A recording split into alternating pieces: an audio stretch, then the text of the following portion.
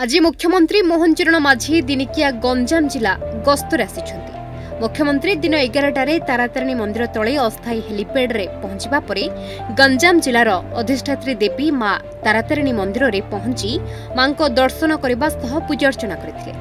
मां को दर्शन परे परम सौभाग्य हेला मां को दर्शन करिली और विकसित समृद्ध ओडिशा पई प्रार्थना करिली। लोकंक विकास हेउ बोली मुख्यमंत्री कहछन्ति।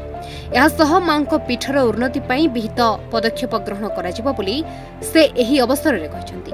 मुख्यमंत्री मंदिर दर्शन समय जिलार बहु विधायकों समेत आसिका सांसद उपस्थित थिले।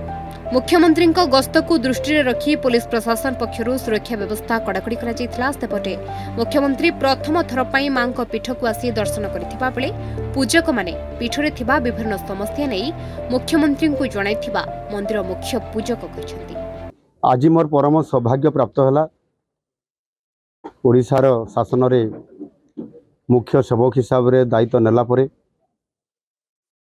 माँ तारातारिणी दर्शन लाभ कली। ओडिशा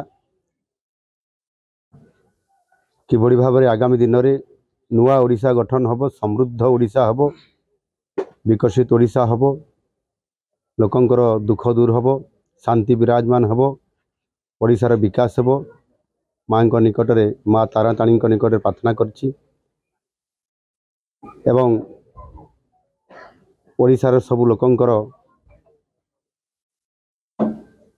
तांकर सामाजिक दृष्टिकोण आर्थिक दृष्टिकोण विकास हो एवं ओडिशार विकास हो ये कथा को लेकर मो माँ निकट प्रार्थना करछि। आज ये माँ पाखरे विभिन्न प्रकार ए पीठर मध्य उन्नति करा जाउछि। आगामी दिन में मध्य निश्चित भाव एठी आमर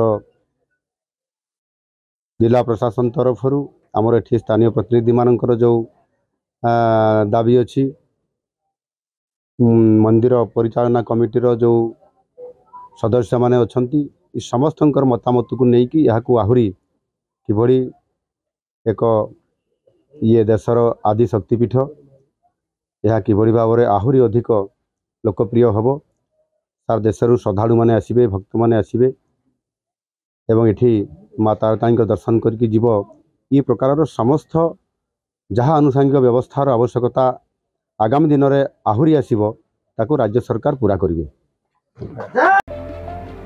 गंजामरू आलोचे प्रकाश को रिपोर्ट न्यूज इंडिया।